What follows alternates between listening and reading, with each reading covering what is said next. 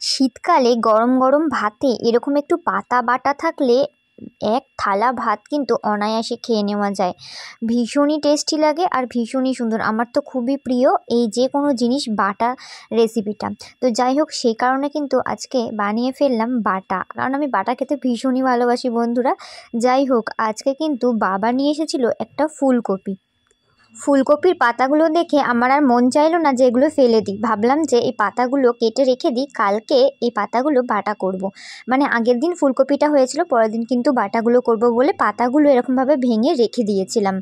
তো তারপর দেখলাম কপির পাতাটা কিন্তু একদমই অল্প হয়ে গেছে, যার জন্য কিন্তু একদম অল্প হয়ে যাবে বাটাটা। আর এই বাটার টেস্ট যা হয় না, মানে বলে না অল্পতে স্বাদ মেটে না, এই স্বাদের ভাগ হবে না। আর আমি যখন এটা বানাই এটা সবাই খেতে খুবই ভালোবাসে, যে কারণে ভাবলাম কি যে এইটুকু কপি পাতায় হবে না। তাই ঘরে ছিল লাউ শাক, তাই সেখান থেকে বেশি দেরি না করে লাউ পাতা কয়েকটা কিন্তু নিয়ে চলে এসেছি। দেখতেই পাচ্ছ এখানে কিন্তু লাউ পাতাও নিয়ে এসেছি, বেশ সুন্দর কচি কচি লাউ পাতা ছিল। আর লাউ পাতা কিন্তু বাটাও ওটা আলাদাভাবেও খাওয়া যায়, কিন্তু আমি আজকে কপি পাতা আর লাউ পাতা একসঙ্গে কিন্তু বাটবো। যাই হোক, দেখতে পাচ্ছ এটা কিন্তু পাতাগুলো সব একসাথে খুব ভালো মতো জল দিয়ে ধুয়ে নিব। সত্যি বলতে এই বাটা রেসিপিগুলো কিন্তু আমি আমার ঠাকুমার কাছ থেকেই শিখেছি। আমার ঠাকুমা কিন্তু খুব ভালো বাটা করতো, মানে অনেক যে কোনো জিনিসই কিন্তু বাটা জিনিসটা খুবই করতো। আমি সেই জন্য কিন্তু খাওয়াটাও শিখেছিলাম। যাই হোক, ঠাকুমারা করতো শিলনোড়াতে বেটে, আমিও এমনকি শিলনোড়াতে বেটেই করি, কিন্তু তোমাদের সঙ্গে আজকে শেয়ার করার জন্য আজকে একটু তাড়াহুড়োও ছিল, যে কারণে কিন্তু মিক্সিতে পেস্টটা করব। তো দেখতেই পাচ্ছ এগুলো কিন্তু শাকগুলো ধুয়ে ভালো করে কেটে নিলাম। তো এবার এই কপি পাতার যে ডাঁটগুলো রয়েছে এইগুলো থেকে কিন্তু পাতাগুলো আলাদা করে নেব আর ডাঁটগুলো ফেলে দেব। যাই হোক, ডাঁটগুলো চচ্চড়িও খাওয়া যায় আলাদাভাবে, ওটাও কিন্তু আলাদাভাবে টেস্ট বেশ ভালো হয়। যাই হোক, আজকে যেহেতু পাতার বাটার রেসিপি দেখাবো তাই জন্য কিন্তু শুধু পাতাগুলোই নিচ্ছি। তো এবার কিন্তু সমস্ত পাতাগুলো নিয়ে কেটে একটু জলে সিদ্ধ বসিয়ে দেব। সিদ্ধ করার সময় জলে একটু লবণ দিয়ে দেব, খুব ভালো মতো ফুটিয়ে দেখো পাতাগুলো সিদ্ধ হয়ে গেছে। এবার কিন্তু আমি এটা নামিয়ে নেব একটা ঠান্ডা জলের পাত্রের মধ্যে। তো দেখতে পাচ্ছ একটা বাটির মধ্যে কিন্তু ঠান্ডা জল রেখেছি, এর মধ্যে কিন্তু পাতাগুলোকে ঠান্ডা করে নেব। তো তারপর আমি মিক্সিং জারে পাতাগুলো ছেঁকে দিয়ে দেবো একদম, মানে যেন জল না থাকে পাতাগুলোর মধ্যে।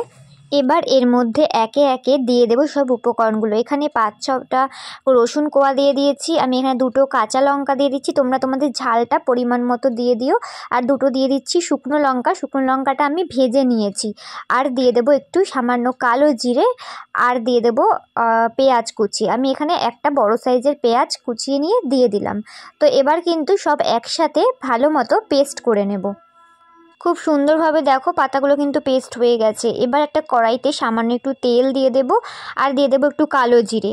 আর এর মধ্যে তোমরা চাইলে শুকনো লঙ্কা আবারও দিতে পারো, কিন্তু শুকনো লঙ্কা যেহেতু আমি বাটাতে দিয়েছিলাম সেই কারণে এখানে আর দিলাম না।